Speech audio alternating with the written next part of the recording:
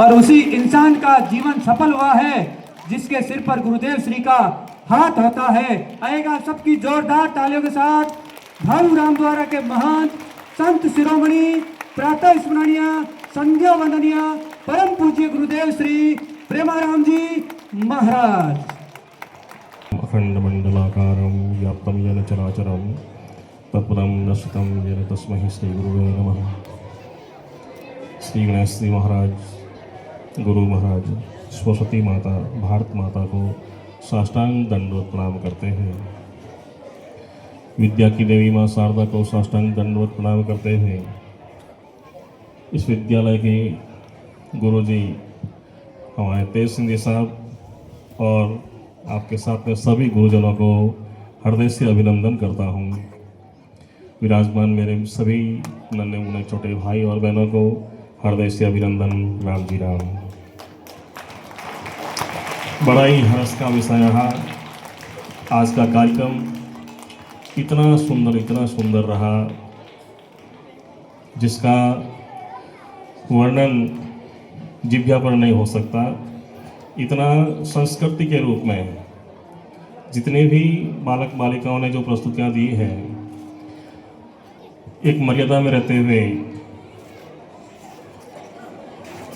गुरुकुल में जो होती है उस परंपरा से हमारे राहुल जी यहाँ चार चांद लगा रहे हैं कार्यक्रम का। राहुल जी का तो खूब अभिनंदन है। जहाँ भी जाता है और 3-3, 4-4 जगह सुबह से शाम तक इतनी कठिन तपस्या करते हैं। और गुरु में जैसे 2 शब्द आता है, गो और रो। पहले अक्षर का अर्थ है अंधकार और दूसरे का अर्थ है प्रकाश। तो हमारे यहाँ तो गुरु जी का नाम ही तेज सिंह जी है। ये तेजमान प्रकाशमान ही है। और जहाँ तेज होता है वहाँ फिर अंधेरा तो रहता ही नहीं है। तो आप सभी सूर्य के छत्रछाया में, सूर्य के प्रकाश में रह करके आगे बढ़ रहे हो, तो आगे बढ़ने में कोई कमी नहीं रहेगी। मुझे गुरु जी का आशीर्वाद हमेशा आपके साथ में। बस यही निवेदन करता हूँ कि मानवता की शुरुआत यहीं से होती है। परमात्मा ने 84 लाख योनियाँ बनाई जिसमें मानव को अलग पहचान दी है, लेकिन वो पहचान कब होती है? जब हम गुरु जी के सानिध्य में आते हैं, गुरु का आशीर्वाद मिलता है। जहाँ जिस प्रांगण में आप सभी बैठे हो, यह गुरुकुल है, आपकी विद्यालय है। इस गुरुकुल में बैठ कर के आप गुरु जी की आशीर्वाद में रहते हुए जो आप अध्ययन करके आगे बढ़ रहे हो, ऐसे गुरुओं का आशीर्वाद आपके साथ में है हमेशा। कहते हैं जब हम संसार में आते हैं तो हमारे ऊपर कई ऋण रहते हैं, लेकिन मुख्य रूप से 4 ऋण जो है, माता पिता गुरु और भगवान। ये 4 कर्जा हमारे ऊपर बहुत बड़ा है। माता पिता गुरु और भगवान, इनको कभी नहीं भूलना है और यही हमें आगे बढ़ा सकते हैं। हमारा पहला गुरु माता पिता है और दूसरा गुरु जो आपको विद्यालय में शिक्षा दे रहे हैं, ये आपके गुरु जी हैं। गुरु जी के सानिध्य में रह कर के हमें खूब आगे बढ़ना है। और मानवता में परमात्मा ने जो 5वीं वस्तु जिसको दी है, जिसका नाम सुरता है, जिसका नाम मेमोरी है, उस मेमोरी को हमें गुरु चरणों में टिकाए रखना है और आगे बढ़ना है। हमें खूब आगे बढ़ना है ना, तो जिसके लिए हमें क्या करना होगा? हमें गुरु जी की आज्ञा में रह करके, माता पिता की आज्ञा में रह करके वही काम करना है जो माता पिता और गुरु जी कहें। अपने मन से नहीं चलना है। शरीर में 2 काम करता है, मन और आत्मा। मन का स्वभाव होता है पानी की तरह और आत्मा का स्वभाव होता है मोटर की तरह। पानी हमेशा नीचे की ओर जाता है और मोटर पानी को ऊपर चढ़ाती है।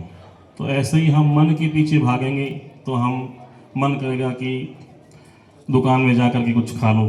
घर से जब स्कूल आते हैं, स्कूल से विद्यालय से घर जाते हैं तो मन करता है कुछ कुरकुरा लेके खा लो या ऐसी तली फली चीज़ें खा लो, तो शरीर के लिए नुकसान है। मन कहता है कि मोबाइल देख लो थोड़ा सा, तो मोबाइल आपके लिए बहुत हानिकारक है। अभी इस उम्र में आपको खूब आगे बढ़ना है। अभी कहा था हमारे राहुल जी ने कि किसी की नाक में रतन क्या होता है, लाल होते हैं, हीरा होते हैं, किसी की कान में होते हैं, लेकिन हमारे तो ये लाल हीरा है। ये आप धरती के लाल हैं। आप जो सामने बालक बालिकाएं विराजमान हैं, आप ही असली ओरिजिनल जो लाल है, हीरा है, वो आप कहलाते हैं। और आपसे बहुत बड़ी आशा है। जैसे शरीर में मुख्य रीढ़ की हड्डी होती है, वो हड्डी जब तक मजबूत रहती है तब पूरा शरीर मजबूत रहता है, और जब रीढ़ की हड्डी कमज़ोर हो जाती है तो पूरा शरीर कमज़ोर हो जाता है। ऐसे ही हमारे इस भारत देश की रीढ़ की हड्डी जो है आप हैं, बालक और बालिकाएं, होनहार सितारा, जिसमें हम कहाँ बैठते हैं। इस राजस्थान की अभी महिमा हो रही थी, इस राजस्थान की धरती में कहाँ, जोधपुर सूर्य नगरी जिसको कहलाता है, इस सूर्य नगरी में, सूर्य नगरी केवल जोधपुर को ही लगती है। और जोधपुर जैसी सूर्य नगरी में हम कहाँ बैठते हैं, शेरगढ़ तहसील में। ये शेरगढ़ तहसील पूरे भारतवर्ष में नहीं, पूरे विश्व में प्रसिद्ध है। शेरगढ़ का नाम एक छोटा सा गांव है, लेकिन कई लोग जिले को नहीं जानते हैं, लेकिन शेरगढ़ तहसील को जानते हैं। क्यों जानते हैं?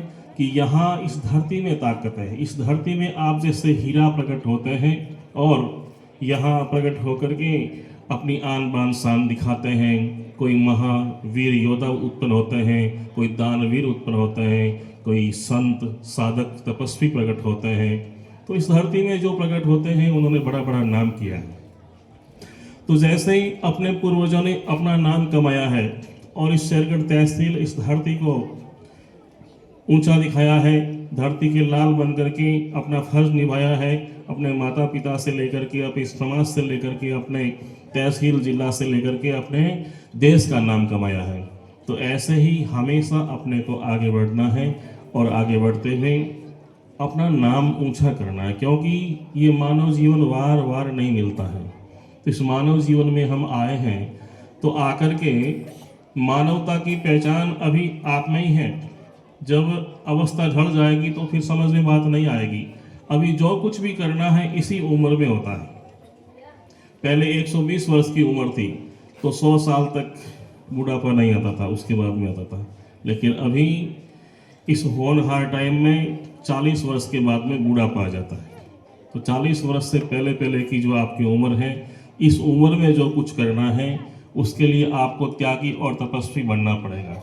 भगवान श्री राम का जो धनुष है ना, उसको धनुष को इसका आकार क्या है, धनुष तीर कमान जो है ना, इसमें धनुष नाम है ध्यान का, और ऊपर जो तरकस है वो है त्याग।